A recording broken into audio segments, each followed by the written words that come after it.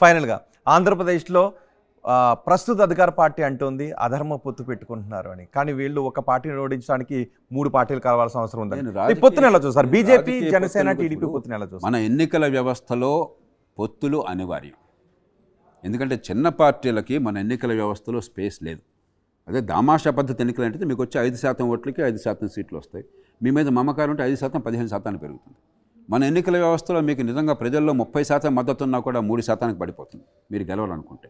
కాబట్టి పొత్తులు అనేవి ఆయా రాజకీయ పరిస్థితులను బట్టి కలుపుకుంటారు. దానిలో పొత్తు అనేది ప్రజాక్షేమం కోసం, అభివృద్ధి కోసమా, లేదంటే అధికారంలో ఉన్న పార్టీని దించడం కోసమా పొత్తు అనివార్యమయ్యేది? ఏ పార్టీ అయినా కూడా రాజకీయాన్ని తమ నమ్మిన లక్ష్యాల కోసం చేస్తుంది. అంటే మీరు చేస్తేనేమో అది చాలా పవిత్రమైనది, ఇంకోటి చేస్తే రంకు అంటే ఎట్లాగా? కానీ వైసీపీ ఇంతవరకు ఎవరితోనూ పొత్తులో వెళ్ళలేదు. మీ ఇష్టం అది. మీ పోస్తే పొత్తు కలవడానికి ఎవరు సిద్ధంగా లేరేమో. మనప్పుడు పొత్తుల్ని అనాయతగా ఉండటం చాలా మూర్ఖత్వం అవుతుంది. పొత్తులు అనివార్యం మన ఎన్నికల వ్యవస్థలో. పొత్తులు అదే దామాషా పద్ధతి అనుకోండి, పొత్తులు అక్కర్లా. హైదరాబాద్ నగరంలో లోక్సత్తాకి పార్టీగా ఎంఐఎం కంటే ఓట్లు ఎక్కువ వచ్చినాయి, కానీ సీటు ఒక్కటే వచ్చింది, అది కూడా నాకు ఒక్కడికే.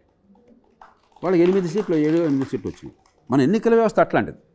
కాబట్టి మన ఎన్నికల వ్యవస్థలో ప్రజల్లో మీకు ఒక ఆదరణ ఉన్నా కూడా రాజకీయ అధికారంలో వాటా చాలా కష్టం. మీకు 30-40%, 40% ఓట్లకి వెళ్ళేదాకా. కాబట్టి పొత్తులు అనివార్యం. ఇప్పుడు పవన్ కళ్యాణ్ గారు ఉన్నారు, ఒక మంచి ఉద్దేశంతో ఆయన ఇప్పుడు ఒక రాజులాగా చలామణి కావచ్చు కదా సినిమాల్లో. సినిమాల్లో ఉన్న వాళ్ళకి అదృష్టం ఏంటి? డబ్బులు ఇచ్చి వచ్చి చూస్తారు. రాజకీయంలో ఉన్న వాళ్ళ దురదృష్టం ఏంటి? డబ్బులు ఇచ్చి తీసుకురావాలా. దీని నుంచి ఆయన దానిలో దిగాడు. ఎందుకని? ఏదో చేద్దామని ఉద్దేశం కదా. కానీ మీకున్నటువంటి శాతం ఓట్లతో మీకు అధికారం సాధ్యం కాదు. మీ గొంతుకు విలువ చేయకూడదు. పొత్తుకు తెచ్చుకున్నారు.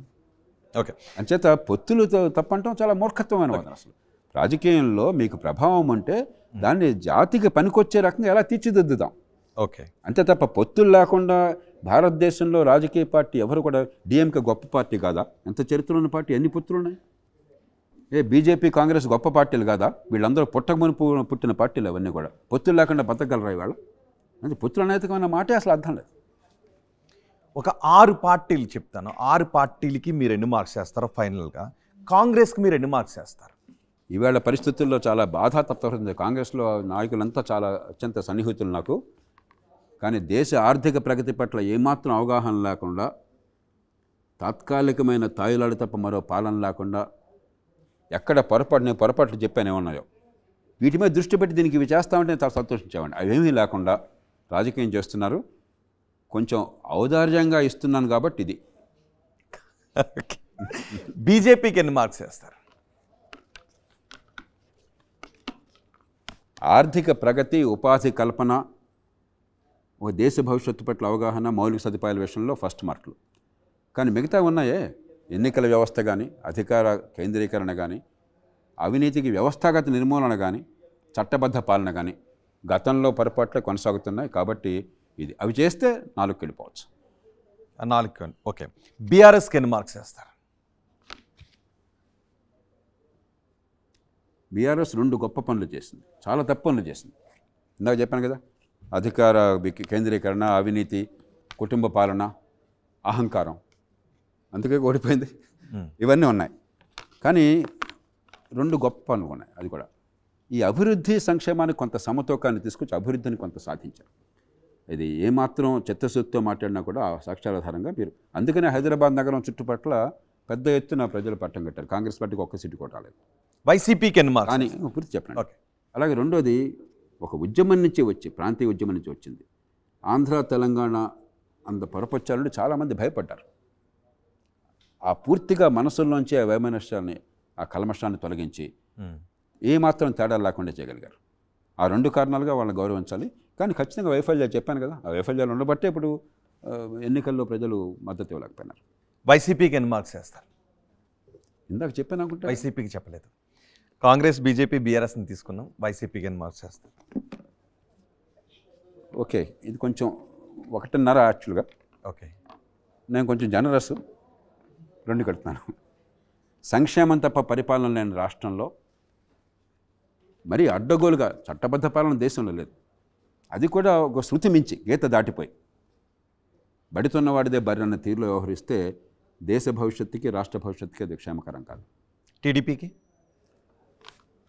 టీడీపీకి 2కి 3కి మధ్య 3 వేసుకోవచ్చు. ఎందుకంటే అగైన్ నేను ఒకటే చెప్పాను కిందాక చెప్పాను కదా, ఆర్థికాభివృద్ధి, ఉపాధి కల్పన, పెట్టుబడులు, మౌలిక సదుపాయాలు, మిగతా విషయాల్లో వీళ్ళకి మార్కులు రావు. కానీ ఎవరికి రావట్లే, మన దురదృష్టం అది. కాబట్టి మనకు చాయిసెస్ చాలా లిమిటెడ్గా ఉన్నాయి. ఉన్నంతలో నాకు ఇంకా దేశానికి, భవిష్యత్తుకి, ఈ తరానికి మంచి మార్గం, నాకు ఆర్థిక ప్రగతి తప్ప మరొకటి నాకు కనిపించట్లేదు. లేదు, అదన్నా కనీసం 15-20 ఏళ్ళు జరిగితే దేశాన్ని, మన బిడ్డల్ని కాపాడుకోగలం. ఓకే, గత ఎన్నికల్లో ఒకే ఒక్క ఎమ్మెల్యేని గెలిచిన జనసేనకి ఎన్ని మార్క్స్ వేస్తారు? పరిపాలనలోకి రానప్పుడు ఏం అందుకే నేను అడిగాను, ఒక్క ఎమ్మెల్యే మాత్రమే గెలిచారు. సో పార్టీ నిర్మాణం, విధానాలు, వెళ్తున్న తీరు, వీటికి పార్టీ పరంగా 3కి 4కి మధ్య చేస్తాను. అందుకే సంకల్పం ఉంది, చిత్తశుద్ధి ఉన్నది, కొంచెం పరిణతి కావాలి విధానాల విషయంలో, కానీ కొంచెం మంచి చేద్దామనే సంకల్పం ఉంది. ఆ సంకల్పం ఉన్నంతకాలం మనం వాళ్ళని ప్రోత్సహించాలి. వాళ్ళు కూడా మిలాఖత్ అయిపోతే మామూలు పరిపాలనలో, అధికార కేంద్రీకరణ, అవినీతులు, అప్పుడు మనం గ్రేడ్ తగ్గించాలి. అంటే మిలాఖత్ అయ్యారని అంటారా ఇప్పుడు? ఎందుకంటే అధికార పరిపాలనలో కూర్చుంటే కదా మిలాఖత్ అయ్యారో తెలిసేది. పరిపాలన లేనప్పుడు మీరు ఆల్లేదు సూలేదు మీరు వాళ్ళని తిట్టం మొదలెడితే ఎట్లాగా? ఈవేళ మనం చూడాల్సింది వాళ్ళు చేస్తున్న రాజకీయం తీరు, వాళ్ళ సంకల్పము, వాళ్ళ ఆలోచన, దాన్ని బట్టి వాళ్ళు అంచనా వేయగలం. ఇప్పుడు ఆంధ్రప్రదేశ్లో పొత్తు కేవలం అధికార పార్టీని దించడమే లక్ష్యంగా కనిపిస్తోందా, లేకపోతే ఆంధ్రప్రదేశ్ అభివృద్ధి కోసం పొత్తు పెట్టినట్టు కనిపిస్తోందా? ఎందుకంటే రాజకీయ వాగ్వాదాన్ని మనం చూస్తూ ఉన్నాం. ఇప్పుడు ఈ నాయిస్ అంతా పక్కన పెట్టేయాలి. ఖచ్చితంగా ఈ 3 పార్టీలు రాష్ట్ర అభివృద్ధి కోసం సంకల్పం ఉన్నది. చంద్రబాబు నాయుడు గారి క్రెడిబిలిటీ ఆ విషయంలో అనుమానం లేదు కదా. ఆయన్ని తీవ్రంగా విమర్శించిన వాళ్ళని ఇవ్వకండి. నా అంత విమర్శ ఆయన ఎవరో చేయాలి. అధికార కేంద్రీకరణని, వ్యవస్థీకృత అవినీతిని, ఎన్నికల్లో ఖర్చుని నేను విపరీతంగా తూర్పార పెట్టాను. కానీ ఆర్థిక ప్రగతి విషయంలో, పెట్టుబడుల విషయంలో, ఉపాధి కల్పన విషయంలో ఆయన సంకల్పాన్ని ఎవ్వరూ కూడా కాదనలేరు దేశంలో. అట్లాగే భారతీయ జనతా పార్టీ ఆ రాష్ట్రంలో పెద్ద బలం లేకపోవచ్చు. ఇవాళ దేశంలో నరేంద్ర మోదీ గారికి బ్రాండ్ ఏమన్నా ఉంది ప్రపంచంలో, దేశంలో అంటే ఖచ్చితంగా ఆర్థిక అభివృద్ధి, పెట్టుబడులు, ఉపాధి కల్పన, దేశ భవిష్యత్తు పట్ల అవగాహన. కానీ మిగతా విషయాల్లో నేను విమర్శించట్టు ఆయన ఎవరో విమర్శించట్లా. ఆర్ఎస్ఎస్ వారు సమావేశాలు పెడితే జాతీయ స్థాయిలో నేను నిర్లక్ష్యంగా చెప్పాను.